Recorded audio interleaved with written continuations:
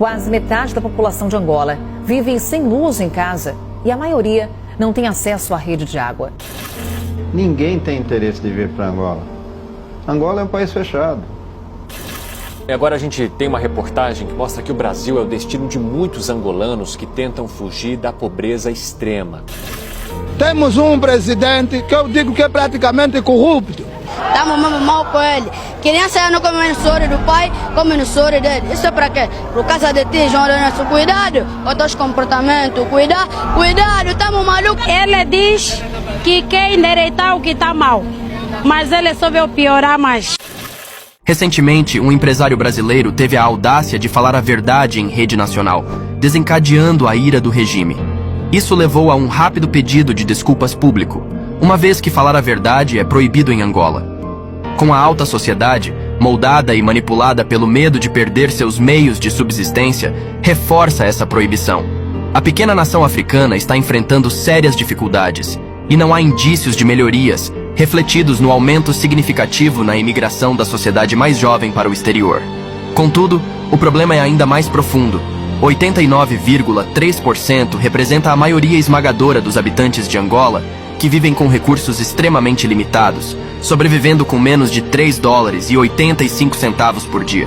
Por outro lado, o país gera anualmente uma média de 37 bilhões e meio de dólares com a exportação de petróleo desde 2001. Além disso, no ano passado a produção de cenouras em Angola atingiu a marca de 8 milhões e 700 milhões. Angola é conhecida como o sexto maior produtor de diamantes em todo o mundo. Ao longo dos últimos 48 anos, o país teve apenas 3 presidentes, todos pertencentes ao atual regime do MPLA, que é caracterizado por autoritarismo, ditadura e corrupção.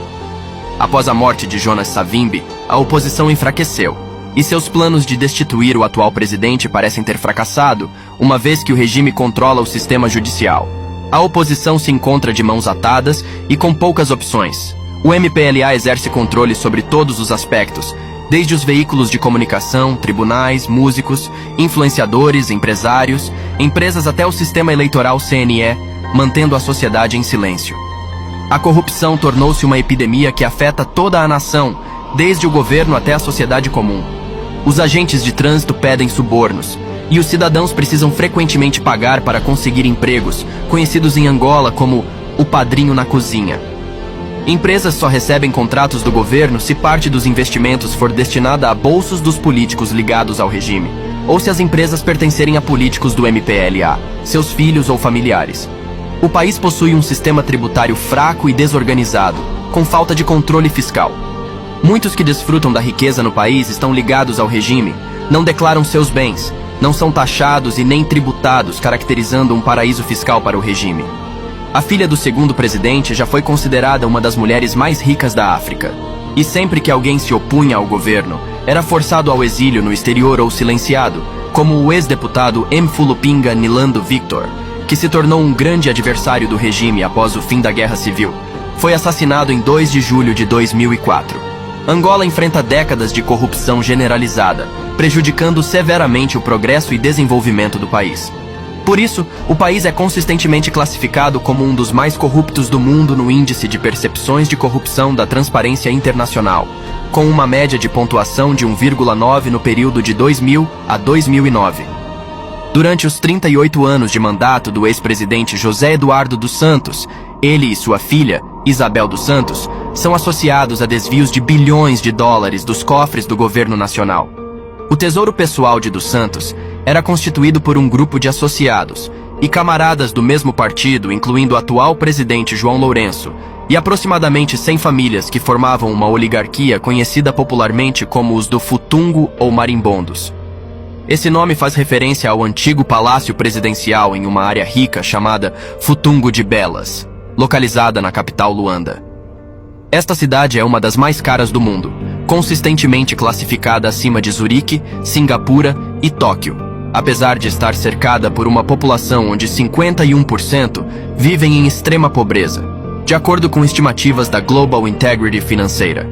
Angola perdeu uma quantia surpreendente de 7,7 bilhões de dólares devido a saídas financeiras no período entre 2004 e 2013. Durante um período de 2009 a 2013, o Fundo Monetário Internacional descobriu que 32 bilhões de dólares desapareceram, o que é aproximadamente equivalente ao Produto Interno Bruto, PIB, de Angola durante esse período. Enquanto isso, a fortuna pessoal de Isabel dos Santos era estimada em mais de 3 bilhões e meio de dólares, que ela alegava ser o resultado de muito trabalho e engenhosidade. Portanto, como dos Santos e marimbondos alcançaram sucesso ao longo dos 38 anos desse longo período de corrupção do qual estavam envolvidos? Onde estava a comunidade internacional em tudo isso? E para onde foi todo o dinheiro? Para entender essa história, é importante recapitular como o regime dos Santos chegou